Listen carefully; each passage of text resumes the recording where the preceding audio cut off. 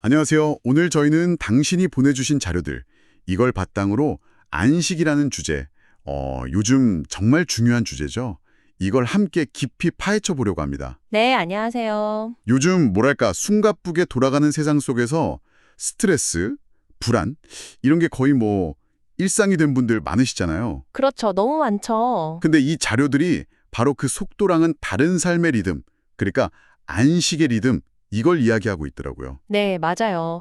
뭔가 다른 방식을 제안하는 거죠. 그래서 이번 시간에는 이 자료들이 말하는 안식의 진짜 의미가 뭔지, 그리고 이게 우리 정신 건강, 또 신체 건강, 그리고 이 자료들의 관점이죠. 신앙과는 또 어떻게 연결되는지 한번 제대로 알아보겠습니다. 네. 시작하기 전에 이 자료들이 기독교적인 시각을 바탕으로 하고 있다는 점, 요건 먼저 말씀드릴게요. 자, 그럼 한번 들어가 볼까요? 네, 아주 흥미로운 탐구가 될 것 같습니다. 이 자료들이 그냥 쉬세요 이런 단순한 말이 아니거든요. 그런 건 아니군요. 네, 현대인들이 막 느끼는 그 압박감 있잖아요. 그거랑 근본적으로 다른 삶의 방식을 제안하고 있어요.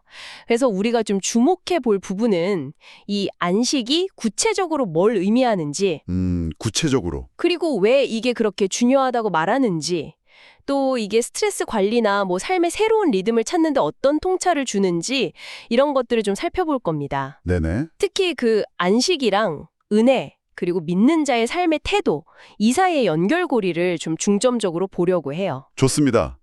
안식, 은혜, 믿는 자. 그럼 처음부터 한번 보죠.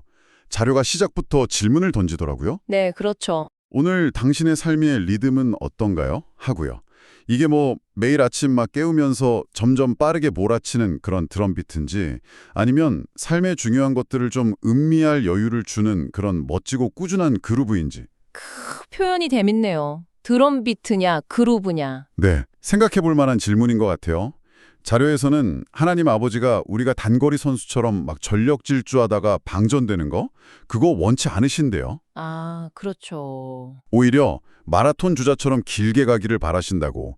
그러면서 시편 91편 16절 내가 그를 장수하게 함으로 그를 만족하게 하며 나의 구원을 그에게 보이리라. 이 구절을 인용하면서 만족스러운 장수가 믿는 자에게 약속된 거라고 말하죠. 네, 바로 그 지점이 많은 분들이 요즘 느끼는 그 번아웃이랑 딱 연결되는 것 같아요. 번아웃. 네. 자료는 여기서 한 걸음 더 나가서요. 끊임없이 걱정하고 스트레스 받는 게 그냥 상황에 대한 반영? 이게 아니라 하나의 익숙한 삶의 방식 아니면 습관, 심지어는 중독일 수도 있다고 지적해요. 습관이나 중독이요? 걱정이요? 와, 그건 좀 충격적인데요. 그렇죠. 여기서 그 habit, 습관이라는 영어 단어 비유가 나오는데 이게 참 인상적이에요. 네, 저도 봤어요. 그 H 빼고 A 빼고. 맞아요. H를 빼면 어빗, 조금이 남고 A를 빼면 빛, 작은 조각이 남고 B를 빼면 it, 그것이 남잖아요. 네. 근데 이렇게 뭘 빼도 계속 뭐가 남는데 마지막으로 I, 그러니까 나, 자기 노력이죠. 이걸 빼고 T, 십자가를 상징한다고 하더라고요. 이것만 남을 때 비로소 그 부정적인 습관의 고리가 딱 끊어진다는 거예요. 와, 나를 빼고 십자가만 남을 때. 을 깨는 열쇠가 내 노력이 아니라 그 십자가의 능력, 그걸 믿는 데 있다고 보는 거죠. 그 비유 곱씹을수록 의미가 깊네요. 근데 사실 걱정에 막 습관이 된 사람한테 십자가 능력을 믿으세요. 이게 좀 추상적으로 들릴 수도 있잖아요. 그렇죠. 그럴 수 있죠. 그럼 이 자료는 이 스트레스 가득한 리듬에서 벗어나도록 하는 좀 더 구체적인 초대, 이런 얘기도 하나요? 네, 바로 그 점을 강조합니다. 마태복음 11장 28절부터 30절까지 그 예수님의 초대를 핵심으로 딱 제시하는데요. 유명한 구절이죠. 수고하고 무거운 짐진 자들아. 네, 다 내게로 오라 내가 너희를 쉬게 하리라 하는데 여기서 쉬게 하리라 이 말이 원어로는 안식하게 하리라랑 같은 의미하고 콕 짚어줘요. 안식하게 하리라. 그리고 이어서 나는 마음이 온유하고 겸손하니 나의 멍에를 메고 내게 배우라. 그리하면 너희 마음이 쉼을 얻으리니 이는 내 멍에는 쉽고 내 짐은 가벼움이라. 이렇게요. 네. 특히 그 메시지 성경 번역본의 표현을 인용하면서 그 의미를 더 살리는데 이게 참 좋아요. 어떤 표현인데요? 나와 함께 걷고 일하며 내가 어떻게 하는지 지켜보라. 은혜에 강제되지 않은 리듬, unforced rhythms of grace를 배우라. 나는 내게 무겁거나 맞지 않는 것을 지우지 않을 것이다. 나와 함께하면 자유롭고 가볍게 사는 법을 배우게 될 것이다. 이거예요. 와, 은혜에 강제되지 않을 리듬, unforced rhythms of grace. 이 표현 정말 와닿는데요. 세상에 막 요구하는 속도랑은 완전 반대 느낌이에요. 그렇죠. 세상의 압력과는 다른 뭔가 강요되지 않는 자연스러운 흐름, 그걸 의미하는 거죠. 근데 이 초대가 말하는 안식이라는 게 우리가 그냥 주말에 쉬거나 잠자는 거랑은 다른 거겠죠, 당연히. 그럼요. 자료는 이 안식이 육체적인 휴식, 그걸 넘어서는 아주 깊은 차원의 것이라고 분명히 말합니다. 깊은 차원이라면 어떤 걸까요? 뭐 지친 마음, 막 요동치는 감정, 아니면 죄책감이나 불안 때문에 괴로워하는 양심까지 다 포함하는 거예요. 그러니까 영적인 차원의 깊은 평안, 그리고 회복, 이걸 의미한다고 설명해요. 아, 영적인 평안과 회복까지. 그럼 누가 이 초대의 대상인 거예요? 특별한 사람들만? 아니요. 그게 또 흥미로운 점인데요. 자료는 아주 명확하게 말해요. 피곤하고 지친 사람, 네. 또 뭐 종교적인 행위나 율법 지키는 거에 막 지친 사람, 삶의 무게에 짓눌린 사람이면 누구나 해당된대요. 누구나. 네. 그리고 진짜 중요한 건 이 초대에 응하기 위한 유일한 조건? 딱 하나라는 거예요. 조건이 하나요. 그게 뭔데요? 그냥 오는 것. 그거 자체래요. 와, 오는 것.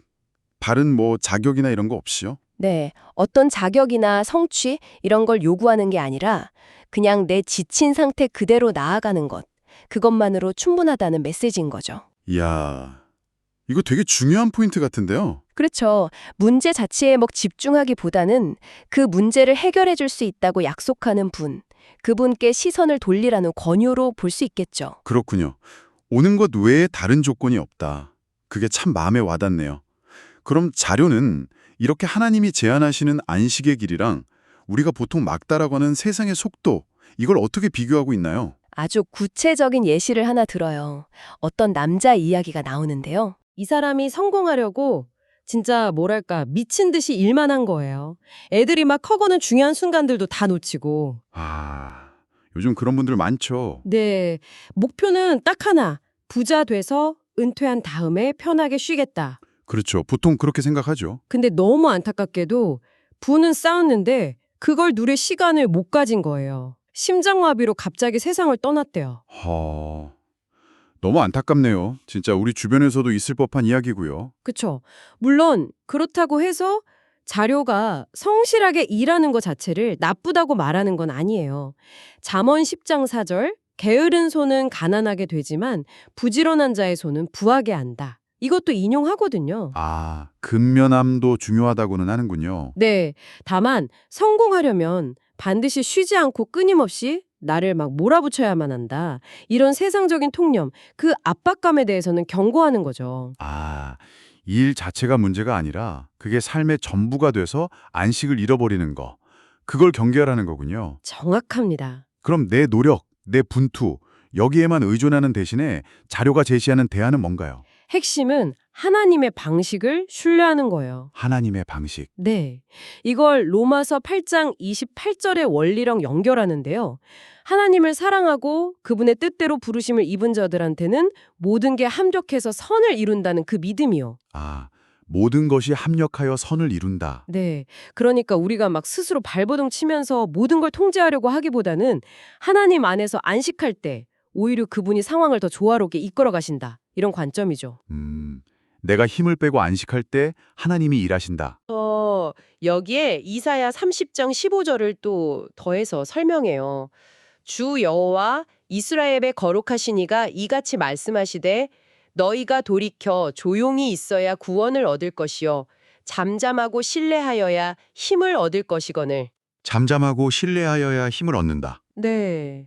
근데 여기서 힘으로 번역된 히브리어 단어가 가브라인데 이게 또 재밌어요. 뭐가 재밌어요? 이 단어가 시편 90편 10절에 나오는 강건함, 그러니까 장수하는 힘을 나타내는 단어랑 어원이 같다고 설명해요. 아, 진짜요? 힘이랑 장수가 연결된다고요? 네. 그래서 이 구절을 잠잠하고 신뢰하는 것, 즉 안식하는 것이 곧 장수하는 힘이랑 연결된다고 해석하는 거예요. 와, 그럼 더 많이 안식할수록 역설적으로 더 강건해지고 오래 살 수 있는 힘을 얻게 된다. 그렇죠. 안식이 단순히 그냥 마음 편한 걸 넘어서 생명력이랑 직결된다는 그런 시각인 거죠. 와, 이거 진짜 흥미로운 해석인데요. 안식이 힘이고 그 힘이 장수랑 연결된다니 꼭 느리게 가는 게 더 멀리 가는 길이라는 말처럼 들리네요. 맞아요. 그런 역설이죠. 그렇다면 이런 관점에서 볼 때 믿는 자의 삶의 태도는 어때야 할까요? 세상 사람들처럼 막 경쟁하고 서두르지 않아도 괜찮다는 걸까요? 정확히 그겁니다. 자료는 로마서 10장 11절 성경에 이르되 누구든지 그를 믿는 자는 부끄러움을 당하지 아니하리라 하니 이 구절을 인용하는데요. 네. 이게 사실은 이사야 28장 16절을 가져온 거라고 짚어줘요. 근데 이사야서 원문을 보면 좀 더 의미가 명확해져요. 원문은 어떻게 되어 있는데요? 보라 내가 한 돌을 시온에 두어 기초를 삼았노니 곧 시험한 돌이요 귀하고 견고한 기초돌이라 그것을 믿는 자는 다급하게 되지 아니하리로다. 이렇게요. 아, 믿는 자는 다급하게 되지 않는다. 네. 특히 그 킹제임스 성경 KJB에서는 이 마지막 부분을 믿는 자는 서두르지 않을 것이다 라고 번역했다고 강조해요. 믿는 자는 서두르지 않는다. 네. 그러니까 하나님을 굳게 믿고 의지하는 사람은 조급해하거나 서두를 필요가 없다는 거예요. 왜냐? 그 기초가 흔들리지 않는 반석 위에 있으니까. 믿는 자는 서두르지 않는다. 이 말이 진짜 요즘을 살아가는 우리한테는 참 의미가 큰 것 같아요. 그죠? 정말 그렇죠. 자료는 이 점을 좀 더 설명하려고 비유 같은 것도 쓰나요? 네, 아주 딱 맞는 비유를 써요. F1 경주용 자동차랑 대형 디젤 엔진 트럭을 비교하거든요. 오, F1이랑 디젤 트럭이요. 재밌네요. F1 차는 뭐 아시다시피 눈부시게 빠르잖아요. 시속 200마일 이상으로 막 달리죠. 네, 엄청나죠. 근데 그 엔진은 너무 극도로 혹사당해서 수명이 엄청 짧대요. 한 6,000마일? 우리로 치면 10,000km도 채 못 간다고 해요. 아, 그렇게 짧아요? 반면에 디젤 엔진 트럭은 속도는 훨씬 느리죠. 근데 무거운 짐 싣고 장거리를 꾸준히 가도록 설계됐잖아요. 네, 그렇죠. 그래서 관리만 잘하면 60만 마일, 거의 100만 킬로미터 이상 F1 엔진보다 100배나 더 오래 갈 수 있다는 거예요. F1처럼 짧고 강렬하게 타오르다 그냥 소진되는 삶. 아니면 디젤 트럭처럼 꾸준하고 길게 가는 삶. 와, F1 대 디젤 트럭. 비유가 진짜 너무 직관적인데요. 단순히 빠르다고 다 좋은 게 아니라는 걸 확 보여주네요. 그렇죠. 그렇다면 믿는 자는 왜 서두를 필요가 없다고 이 자료는 설명하는 건가요? 아니, 세상은 끊임없이 더 빨리, 더 많이 막 이러는데. 그 근거를 하나님 아버지의 존재에서 찾아요. 하나님 아버지요? 네. 믿는 자에게는 그들을 돌보시고 인도하시는 하나님이 계시기 때문에 세상 방식처럼 내가 막 다 책임지고 끊임없이 경쟁하고 나를 밀어붙일 필요가 없다는 거죠. 아, 내가 다 안 해도 된다? 그렇죠. 세상의 리듬은 되게 강압적이고 forceful, 때로는 공격적이고 aggressive, 항상 서두르잖아요, hurried. 근데 믿는 자는 아까 말한 그 은혜에 강제되지 않은 리듬 속에서 살아가도록 부름받았다. 이렇게 자료는 말해요. 네. 은혜에 강제되지 않은 리듬. 이건 막 경쟁이나 성취가 중심이 되는 세상 리듬이랑은 질적으로 다른 거예요. 하나님과의 신뢰관계에서 오는 평안함, 안정감, 이런 리듬을 의미하는 거죠. 믿는 자는 서두르지 않는다. 이 개념이 결국 하나님과의 관계 속에서 이해되는 거군요. 자, 그럼 이제 안식이라는 단어 그 자체에 담긴 좀 더 깊은 의미, 이걸 파헤쳐 볼 차례인 것 같습니다. 자료에서 히브리어 단어를 탐구했다고요? 네. 안식을 뜻하는 히브리어 단어가 여러 개 있는데 그중에서 특별히 누아크라는 단어에 주목을 해요. 누아크? 네. 이 단어가 쓰인 대표적인 예가 창세기 8장 4절인데요. 대홍수 끝나고 방주가 아라랏산에 머물렀으며 rested, 이 머물렀다는 단어. 와, 방주가 머무른 거. 그리고 또 출애굽기 20장 11절. 하나님이 엿새 동안 천지 창조하시고 일곱째 날에 안식하셨다. rested. 이 십계명 9절에도 쓰였어요. 네네. 근데 여기서 진짜 흥미로운 점은 그 방주를 만든 노아 있잖아요. 네, 노아. 노아의 이름이 바로 이 누아크에서 왔다는 거예요. 네, 노아 이름이 누아크에서요? 그럼 노아 이름 뜻이 안식이에요? 네, 맞아요. 노아 이름 자체가 안식 또는 쉼을 의미한다고 설명해요. 와, 이거 저도 처음 알았을 때 되게 신기했어요. 와, 저도요. 노아 이름이 안식이라니? 그렇죠. 근데 더 재밌는 연결고리가 있어요. 또 있어요. 성경 전체에서 은혜라는 단어가 제일 처음 나오는 것이 어딘지 아세요? 글쎄요. 창세기인가요? 네, 창세기 6장 8절. 그러나 노아는 여호와께 은혜를 입었더라. 바로 여기예요. 아, 노아가 은혜를 입었다. 네, 그래서 자료는 이걸 통해서 안식, 노아이랑 은혜를 발견하는 것, 이 사이에 아주 깊은 관련이 있다고 해석해요. 안식과 은혜의 연결? 네, 그러니까 우리가 진정으로 안식할 때 역설적으로 하나님의 은혜와 도우심을 경험하게 된다. 이런 의미로 연결하는 거죠. 근데 저자가 정말 유레카! 외쳤다고 하는 부분이 있어요. 뭔데요? 이 누아크, 즉 안식이라는 단어의 여러 어원적 의미 중에 하나가 바로 숨을 쉬다, to respire, draw breath라는 걸 발견했을 때래요. 네. 안식이 숨 쉬다라는 뜻도 있다고요? 이건 진짜 상상도 못했는데요. 아니, 이게 어떻게 스트레스랑 관련이 될 수 있죠? 바로 그 지점이 현대 과학이랑 딱 만나는 부분이에요. 오, 현대과학이요? 네. 우리 몸에는 그 위험 상황 딱 닥치면 자동으로 발동하는 시스템 있잖아요. 투쟁 도피 반응? 아, 네네, 들어봤어요. 이때 막 코르티솔이나 아드레날린 같은 스트레스 호르몬이 확 분비돼서 몸을 긴장 상태로 만들잖아요. 그렇죠. 문제는 뭐냐면 현대 사회에서는 진짜 생존의 위협이 아니라 뭐 만성적인 업무 스트레스, 관계 갈등, 맨날 막치는 교통체증 이런 일상적인 자극에도 이 시스템이 너무 과도하게 그리고 계속해서 활성화된다는 거예요. 아, 계속 긴장 상태인 거네요. 그렇죠. 자료에서 메이오 클리닉 연구 결과를 인용하는데 이렇게 만성적으로 스트레스 호르몬 수치가 높으면 불안, 우울증, 소화불량, 두통, 심장 질환 위험증과 잠 못 자는 거, 살찌는 거, 기억력, 집중력 떨어지는 거, 뭐 하여튼 온갖 건강 문제를 다 일으킬 수 있다고 설명해요. 면역 체계까지 약해져서 병에도 더 잘 걸리게 되고요. 어휴, 듣기만 해도 진짜 숨 막네요. 근데 숨 쉬는 거, 이게 어떻게 해결책이 된다는 거예요? 여러 의학 연구들, 예를 들어 뭐 하버드 의대나 미시간 주립대 같은 곳에서 나온 연구 결과들을 보면요. 의식적으로 깊은 호흡을 하는 게 부교감신경계를 활성화시켜서 그 투쟁 도피 반응을 진정시킨다는 거예요. 아, 심호흡이봐? 네, 실제로 혈액 속에 있는 코르티솔 수치를 낮추는 효과가 있다는 게 입증됐어요. 뭐 심호흡이 스트레스 해소에 좋다는 건 이제 거의 상식처럼 됐잖아요. 그렇죠. 자료가 강조하는 놀라운 점은 바로 이 과학적으로 효과가 증명된 스트레스 관리법, 즉 깊은 호흡이라는 행위가 수천 년 전 히브리어 단어 누아크, 안식 안에 이미 그 의미로 포함되어 있었다는 거예요. 와, 소름 돋는데요. 고대 영적인 지혜가 현대 과학이랑 딱 만나는 거네요. 그렇죠. 고대의 지혜가 이미 알고 있었다는 거죠. 정말 놀랍습니다. 안식이라는 개념이 단순히 그냥 영적인 평안, 이걸 넘어서 호흡이라는 아주 구체적이고 생리적인 차원이랑도 연결된다는 거네요. 진짜 몸이랑 마음, 영혼이 다 하나로 이어져 있다는 걸 보여주는 것 같아요. 네, 맞습니다. 자, 그럼 이제 마지막 비유로 넘어가 볼까요?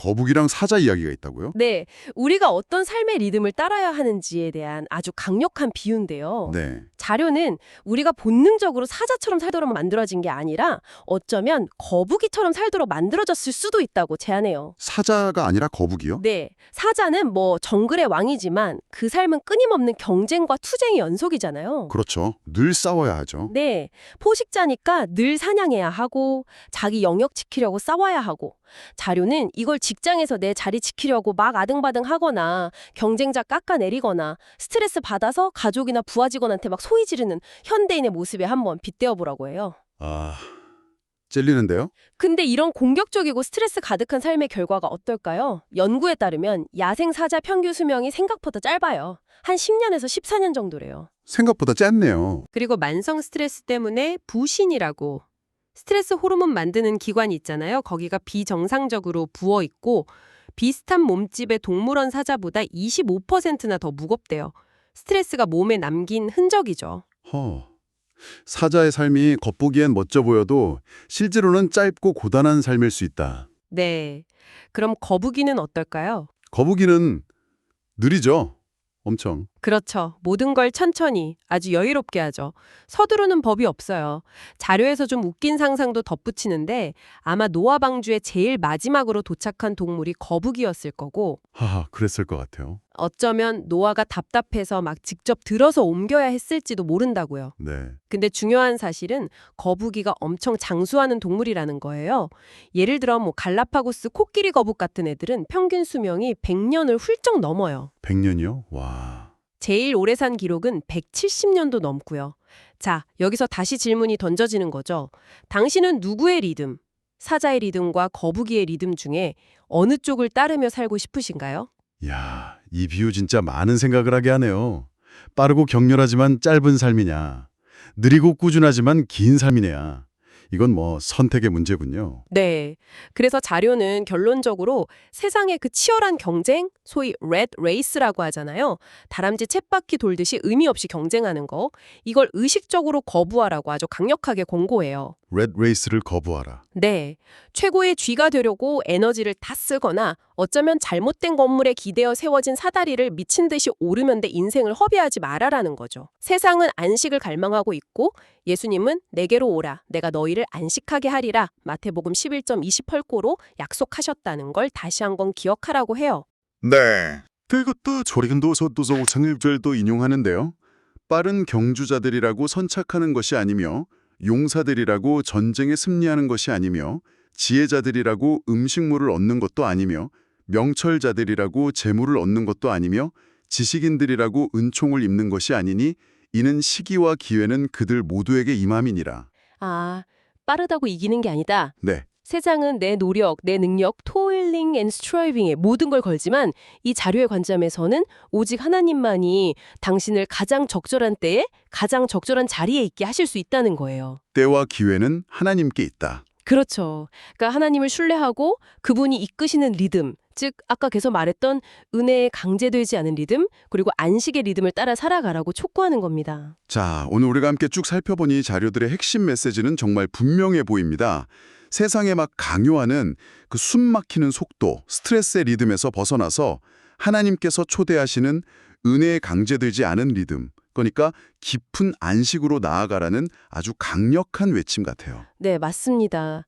이 안식이라는 게 단순히 아무것도 안 하는 그런 상태가 아니라 영적이고 감정적인 깊은 평안을 의미하고 더 나아가서 그 누아크라는 히브리어 단어에 담긴 호흡의 의미처럼 의식적인 호흡을 통해서 얻는 실제적인 신체적, 생리적인 유익과도 깊이 연결되어 있다는 걸 저희가 확인했고요. 네. 그리고 F1 자동차보다는 디젤 트럭처럼, 사자보다는 거북이처럼, 빠름보다는 꾸준함과 깊이를 추구하는 삶의 방식, 이걸 제안하고 있고요. 결국 이 모든 게 안식을 통해서 우리 삶의 진짜 변화와 풍요로움을 가져올 수 있다. 뭐 이런 이야기로 정리가 되네요. 네, 맞습니다.